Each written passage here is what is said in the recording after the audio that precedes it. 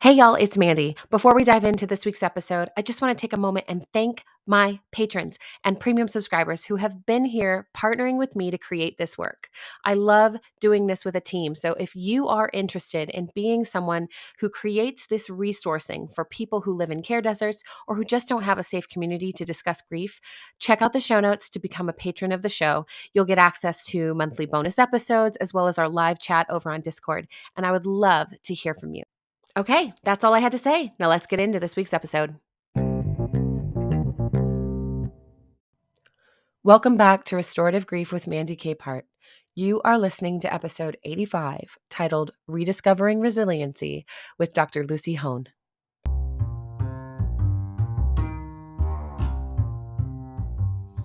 Oh, you all are in for a treat with this week's episode. My guest today is Dr. Lucy Hone. She is an international speaker, best-selling author of the book Resilient Grieving: How to Find Your Way Through a Devastating Loss, as well as a well-known thought leader in the world of resilience psychology. In 2020, her TED Talk titled 3 Secrets of Resilient People went viral, landing itself in the top 20 of all TED Talks watched that year. I know I watched it.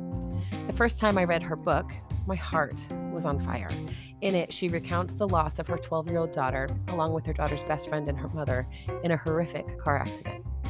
She investigates how her education and research on resilience could possibly be relevant to loss, and as a result, is now helping others cope with disruption, change, uncertainty, and grief in their own lives. Y'all, hosting Lucy on the show was a gift because we have talked here about positive psychology and toxic positivity before.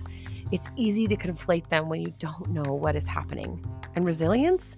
It's a challenging concept to understand when you're faced with a sudden tragedy. So let's get into this conversation with our whole selves open to learning a new way of approaching our stories, ourselves, and our understanding of resilience in the face of grief. Hello, and nice to meet you. Oh, you as well. I'm so honored that you wanted to make time to do this. So thank you. In reality, I'm all about changing the dialogue around grief and actually, to your questions, and around positive psychology too. I think I do that all the time anyway, and it's rarely that I'm asked about it nowadays. So far away and let's chat. I'm thrilled to be here. I'm so happy. Yeah. So I want to start with that because you are this brilliant author and speaker. And of course, you had that viral TED Talk back in 2020 that I think was probably a lifeline for people coping with a pandemic, that they had no idea what to do with this ambiguous grief that was sitting in front of them now. And as you mentioned, I love to do some dialogue around positive psychology and dismantling toxic positivity that comes along from it. So maybe just start by kind of framing out what resilience psychology and positive psychology are for people who are not familiar. Thank you. So let's start with positive psychology, which I studied my master's in 2009, such a long time ago now. And I went to University of Pennsylvania to study with Dr. Martin Seligman, who is probably the most famous living psychologist. And I went because he had created this field called positive psychology. And I have to acknowledge, before I tell you what it is, that even back then I didn't really like the phrase. I didn't like those two words, positive and psychology, together. But anyway, I'm going to come back to that. So first, what is it? And essentially, it is the investigation, the research, the theories, the practical strategies and tools that enable individuals, families, communities, organizations, and even nations to thrive or flourish, pick your word. And it's called positive psychology, for better or worse, because Marty Seligman's big contribution to the field is that when he became the president of the American Psychological Association in the year 2000, he had a good look at his field. He's a clinician and a prolific researcher. And he said, okay, so we've done a really good job of treating and identifying mental illness. So if you like, we're good as a field at getting people from -5 back to 0. Unfortunately, we have dedicated very little time, effort, and resources into establishing what it is, the ways of thinking and acting and being and living that enable people to go beyond 0. So he said, he called for a new field of psychology that was dedicated to researching and practice of enabling people to go beyond par to maybe +2, +5 even. And so that's why it's called positive psychology. And I think when you look at it in that light, then I can understand why he called it positive psychology. Right. And while I was there, I also had the pleasure of being trained in resilience psychology by Professor Karen Rivich, who at the time had just been charged with creating she was the master resilience trainer at the University of Pennsylvania, and she was creating the comprehensive soldier fitness training for the army. And so it was an amazing time for me to be there and to have Karen as one of our tutors and lecturers, because this really exposed me to resilience research. And essentially, in Karen's hands and in my hands, resilience isn't about bouncing back. I hate that phrase. Because I don't know about you, but I'm sure for many of your listeners, you would acknowledge and agree with me that when you're navigating tough times, the last thing you feel is bouncy. Right. You know, there's no place for Tigger here. Instead, we would define resilience as our capacity, not a fixed trait, our capacity to steer through, navigate all kinds of adversity, disruption, challenge, and change, so that you can climb out of the hole or even continue to live while you're going through that adversity.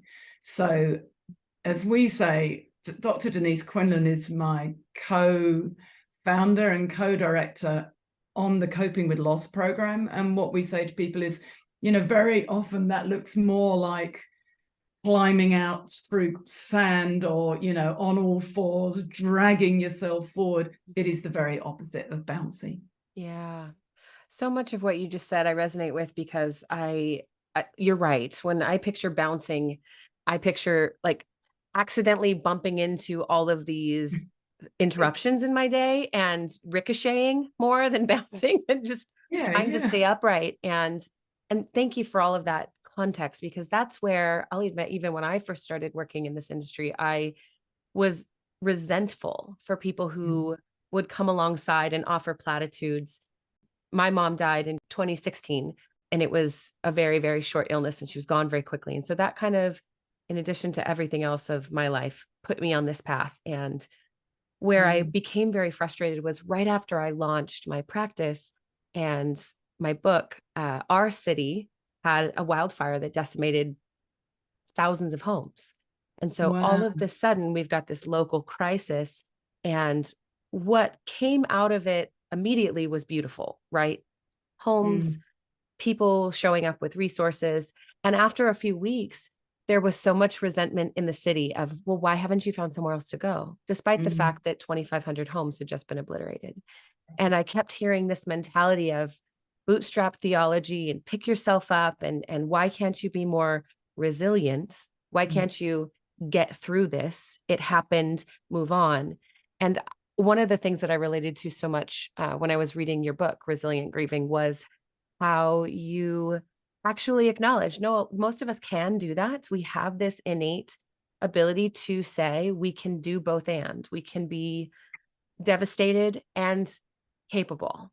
And but that marriage is never honored. I don't see the both and perspective very often in this online world of grief support. And so, yeah, I think that that's something that finding a way to articulate what resilience really can be and making it very quick and Yeah. palatable for people to interpret and integrate into their lives is so important. How would you start with the person that's like, yeah, I'm not going to just get over it, like the resistant Yeah. griever?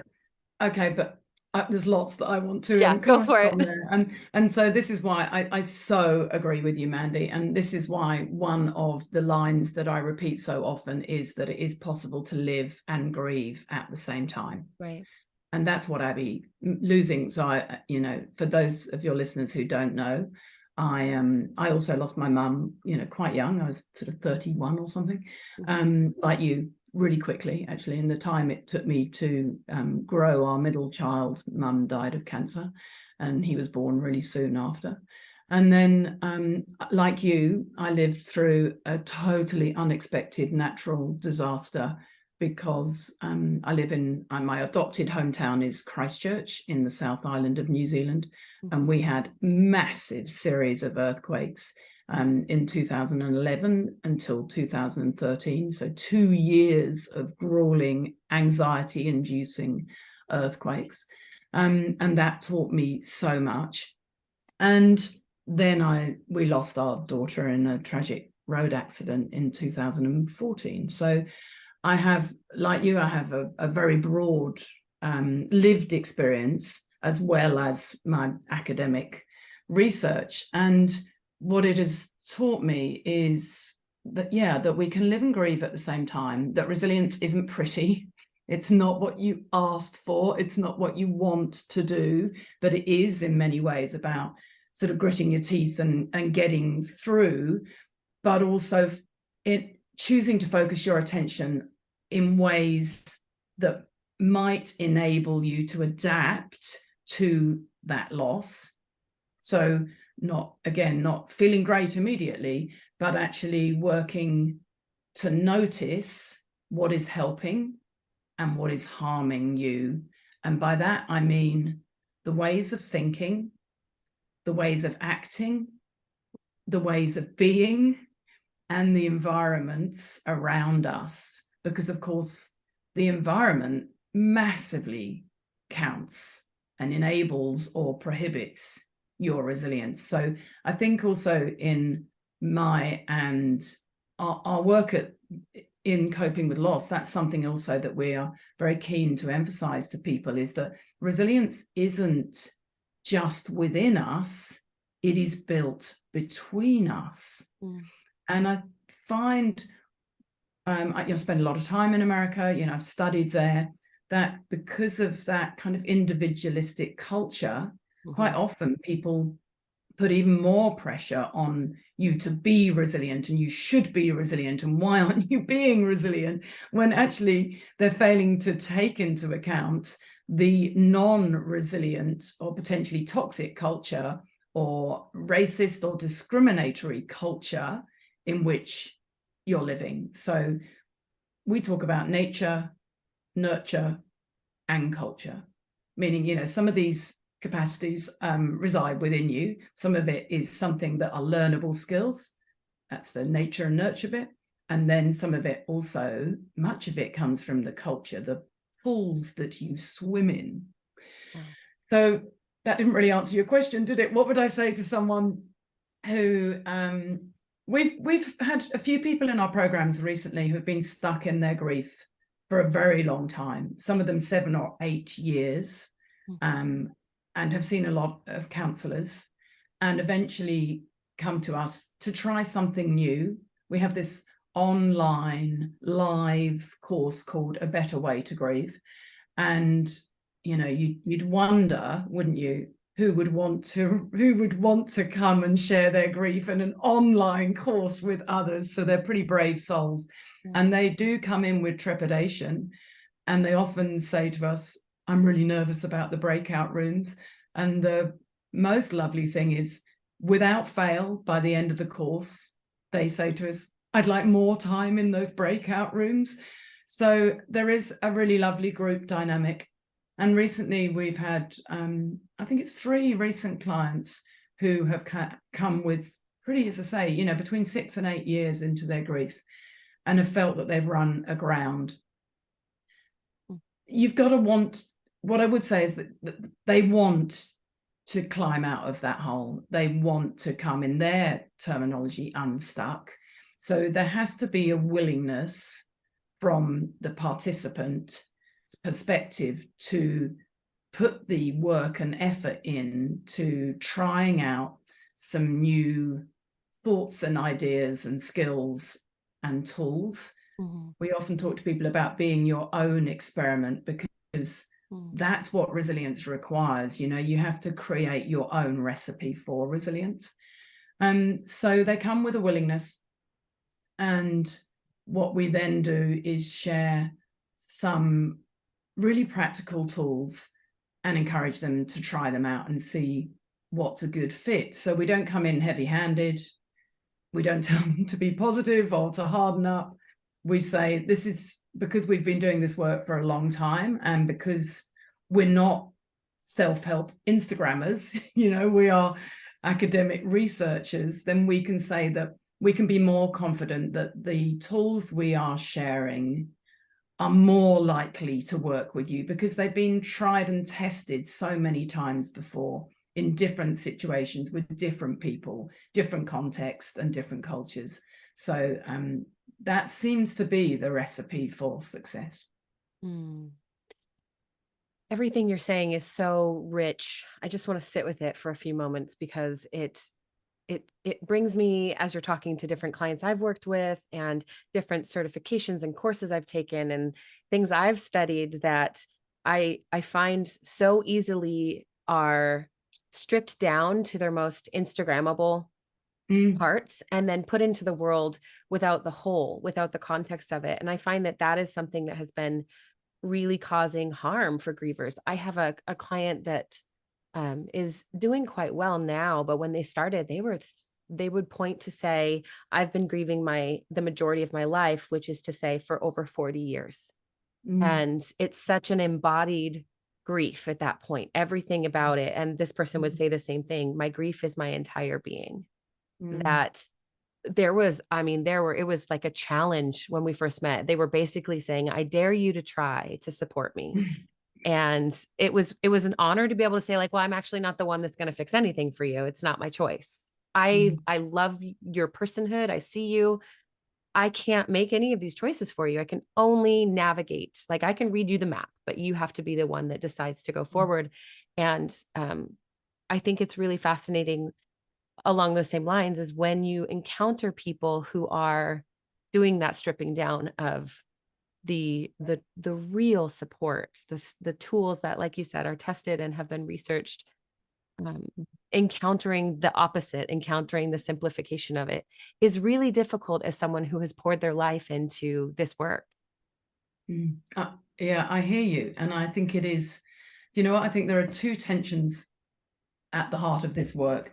And one is what you've just described, the nuance of balancing the complexity with also making these ideas simple and practical enough that they're communicatable, that someone can try them. Yeah. That's the first tension.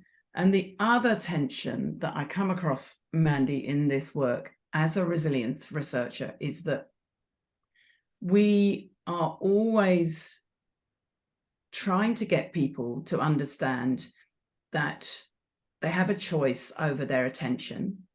And what we're encouraging them to do is to focus their attention on the things that they can change and influence, where they do have wiggle room, and somehow accept the things that they can't.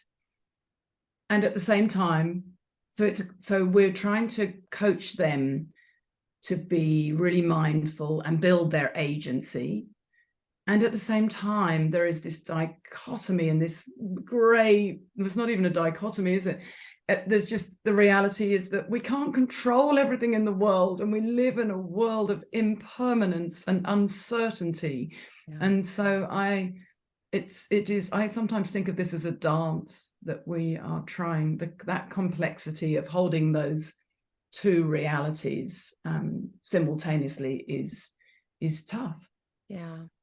One of the things that you've said about resilience, and you mentioned it here earlier, is just that it's learned skills. These are things that we can actually cultivate, and even choosing to say where you're focusing your attention can be really Mm, it feels so inaccessible for people who have been maybe in a victim mindset, who have been genuinely victimized, and that is fueling their grief. It's not mm, necessarily bereavement or death that they're grieving, but maybe it's a lack of love or a lack of mhm. safety, whatever the thing is that they're facing. And I'm curious, like, how do you help invite people into that knowledge that they can learn these skills, but also that they have that sense of agency over their lives when they've been so used to feeling the complete opposite? Yeah. So the first thing that we always do is give people hope and build their belief. Mm, And we do that by sharing science to say that, we know this from the literature, that most people manage to get through using very ordinary processes, all kinds of potentially traumatic events. So it's in your DNA. And if you think of something like mother loss, for instance, or parenting, losing a child, people have lost children throughout eons of times, much more frequently than we do now. And so I think, so we try and encourage people to understand that they have it within them to cope, to build that agency from the beginning. And certainly when we work in our groups, that collective agency is a really interesting dynamic and adds to it as they see other people building their agency. And the way they're using really simple steps, like tiny little steps to do that. We also, I work, our clinical director is called Dr. Emma Woodward, and she has this phrase that if you practice when it's easy when it's hard. And this speaks of the neuroscience. And what I mean by that is that if you practice, for instance, using your strengths, approaching a situation by looking at what you can do here, reminding yourself of what is still good in your world in everyday life, the more you practice focusing your attention on where you can control the situation, where you have done good, where you have strengths and you've used them, the more you practice that in everyday life, then you are rewiring your brain to be more likely to go there when you're in a challenging situation. mm, And to give you just a really concrete example, one of the rules that I had for my own grieving was that I would only let myself do 2 what ifs. So I had this 2 what if rule, and I'd find myself thinking, what if I hadn't booked that weekend away where Abby ended up being in a car accident on her journey to our weekend away? That would be one. And then the second one would be, what if I hadn't let her get in the car that day? And then I'd think, stop it. So I was trained to know that nothing ever good comes from ruminating for more than a minute, is one of Marty Seligman's, my mentor's famous lines. And so I'd think, put a timer on, think about this for a minute, do 2 what ifs, and then change the environment. And in our work with so many of our clients, they are surprised by how much changing the physical environment yes. shifts their thinking. So often that's what they'll say to us, is they did 2 what ifs and then thought, I am now going to get up, walk away from my desk, get out of bed, go outside, pick up the phone a friend, go and do something that's really engaging to force their mind to go elsewhere. And if you practice this when it's easy and you're not in a threatened environment, then over time it becomes easier to do when you are in a Mm. hard environment. That phrase might well become one of my new favorites, practice when it's easy and then it's easy when it's hard, because you said that and I immediately thought of soccer. I coached my daughter's soccer team and trying to convince these little babies, it's okay to practice. I know it's difficult. We're at practice right now. You don't have someone twice your size breathing down your neck. Let's Mm. build the skill. So I'm just going to keep So that I'm going rolling to say, to me. so I'm going to add to you, and because of the beginning of our conversation, so this is where positive psychology concepts can Yes. come into really real life situations and challenging situations, as that this is a perfect example. So what you're talking about is your growth mindset, Right. effectively, Right. that I know it's not going to be easy at the beginning, but that's because I haven't learned it yet. We're also talking about strengths-based psychology here, that if you know your strengths and you can lean into those, that helps.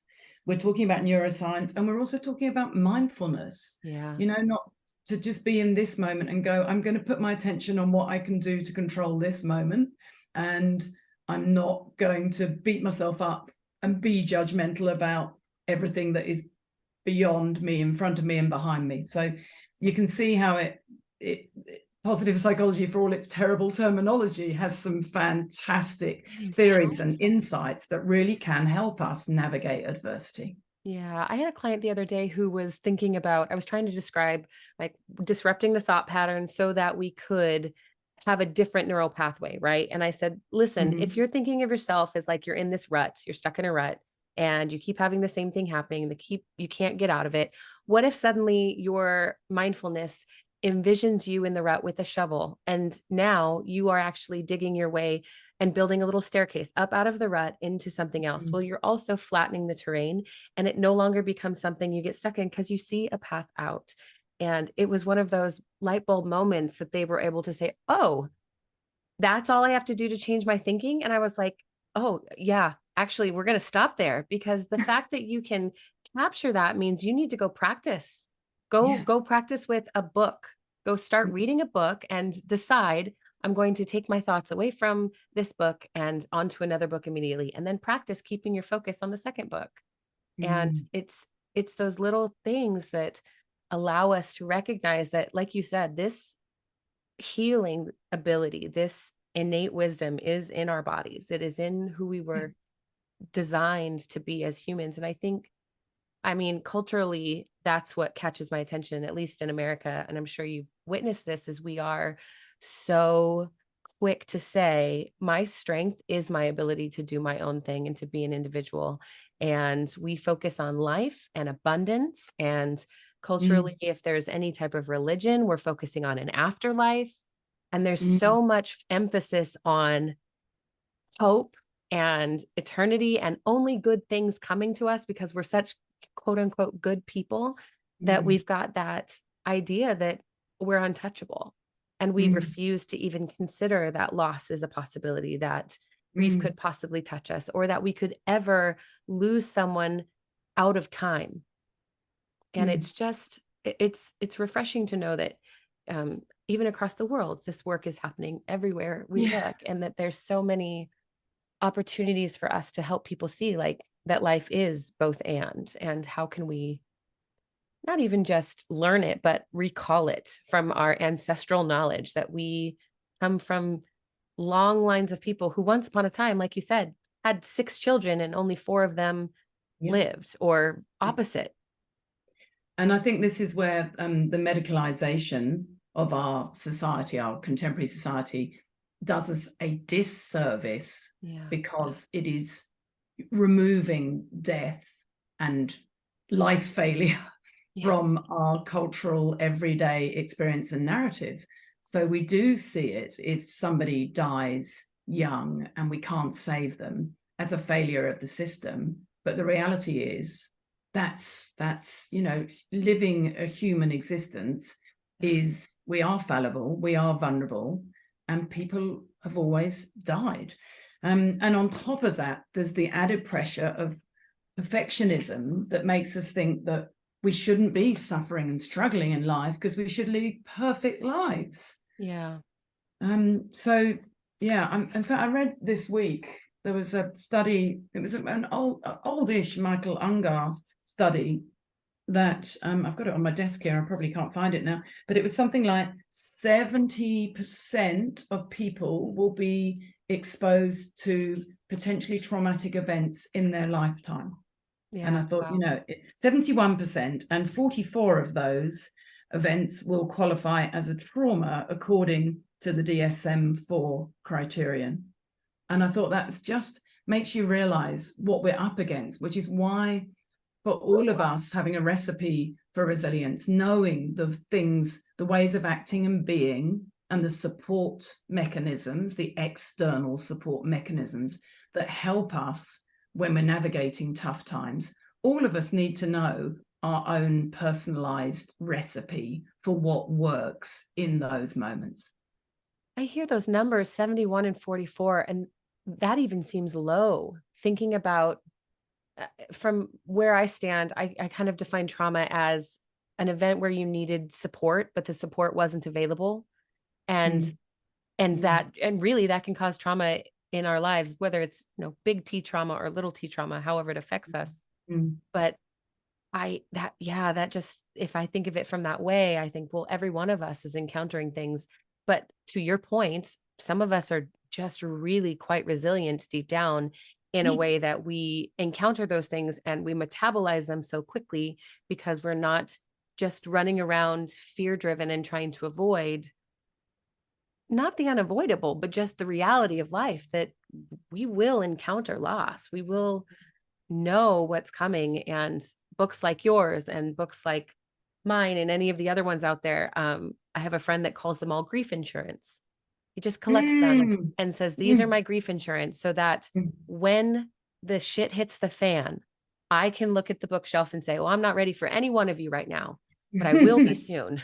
Or I'm going to pick this one up and be like, ooh, yeah, that's too much. Can't touch that one yet. And I thought that was so beautiful. Oh, hang on, I've got a barking dog. Let me just go and get him in. Give me a second. Come on then, bossy. You need to come in, do you? Yeah, keeping it real, hey, all of us. It's my favorite. I can hear my kiddo in the background singing and turning on her music, even though I said, hey, I'm recording. So we'll see. It might just be background music. Hey, buddy. Yep, that one's definitely some reason. Something's happened that he's had to come and sit on my lap. My dog will be at the door pressing against it because she tests it to see if it'll open, and then she'll just lie there if it isn't open and just wait. And then she kind of falls in when you open the door. Yeah. Okay. I know you are a little bit short for time, and I want to make sure that we honor that. And I just want to end with something that I thought was really beautiful in your book, that you start out with, that I try to get people, anybody who's in the grief world, to address, because I'm sure you've encountered this, that the majority of people, especially in modern culture, only understand grief as something they can, when they need it, go for the 5 stages and work their way down the checklist. And I've lost people every year of my life that I can remember. Like, I have encountered grief and loss in violent ways and in expected ways since I was little. And so I kind of knew early on that they were BS, but I didn't have the language to articulate it until I got a little bit older and realized there has to be a place on the other side. We'll call it a 6th step, for lack of a better way of saying it. There has to be something that goes beyond just accepting that death is real. And I would love for you to just explain how you came to the recognition of, like, okay, these 5 steps are familiar, but they are fully unhelpful. So when Abby died in 2014, and I first became curious about how much of the resilience research, my field, could be helpful when for the bereavement context, I hadn't looked at the scientific research about bereavement as much. I was very familiar with resilience psychology, less so with bereavement research. So like most people, I knew about the 5 stages of grief, and that was kind of like, okay, so I'm going to go through those 5 stages. But I distinctly recall thinking they're not very helpful, are they? Because it's about what's going to be, you're being told this is what's going to happen to you. So they kind of rob you of any influence and active engagement in your grief journey. So that was my first bugbear with them. But then I went looking at all those journals and discovered that actually we now know that those 5 stages of grief, Elizabeth Kubler-Ross's work, they were her observations about people who were dying, not for the bereaved at all. So they don't apply to bereavement. In fact, nowadays, scientists and researchers like me are working hard to debunk the myth of the 5 stages of grief. We do not go through 5 stages of grief. There is very little research to indicate that people do go through those 5 stages. Instead, we like to say that grief is as individual as your fingerprint. So if grief is as individual as your fingerprint, it can't be a universal experience that we all go through, in terms of 5 stages. But my main real reason that I didn't like the 5 stages was, as I explained, that they just were like this passive thing. They made me a passive victim, and I wanted to know that I was doing everything I possibly could to help me and my family get through the loss of our daughter. So one of the pieces of wisdom that I collected along the way from one of the leading researchers in the field is Tom Attig. And I like the fact that he distinguishes between your grief reaction and your grief response. And this is also in my book, Resilient Grieving, where he talks about your grief reaction is everything you feel in that aftermath when you lose somebody. And so this is where those 5 stages, if you are going to experience anger and bargaining and denial, but all of the emotions and all of the keening and pining and longing and ranting and raving and crying and weeping, that is your grief reaction. You have very little control over your emotional, cognitive, and even physiological response. Yeah. Versus your grief response, which is pervaded with choice. How you respond to the loss of a loved one is very much within your control. The ways of thinking and acting that you discover that help ease that process. We're not talking about removing the misery, but actually helping you learn to live with it and adapt to the fact that they are no longer in the world. So those things we call grief response. And a really lovely example of that is working out what this person taught you, what their legacy is, rituals and ways that you can continue to keep them present in your life, even though they are no longer physically here. Beautiful. Lucy, this has been such a treasure. I'm so grateful that I got to connect with you and hear so many of the things that I've thought in my head validated as it comes out of your mouth. So I'm like, yay, we are doing the good work. Your book is, of course, Resilient Grieving, and anybody that wants it, it's available on Amazon and I'm sure everywhere you buy books. And your group, Coping with Loss, where can they find that? So the website is copingwithloss.co, nice and simple. Mm-hmm. We do have a free Facebook group, which is also called Coping with Loss. So go and have a look on Facebook. And it is, we describe it as a place of hope, support, and action. And there are so many bereavement groups on Facebook, but so many of them are quite depressing places to be. So ours is quite a marked contrast to those. And yeah, come and find out about A Better Way to Grieve, which is our live online program.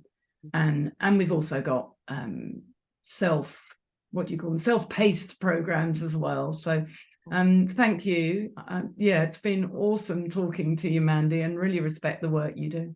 Thank you. And likewise, I'm excited. I'm going to come find your Facebook group and just observe and be a part of it. So thank you so much.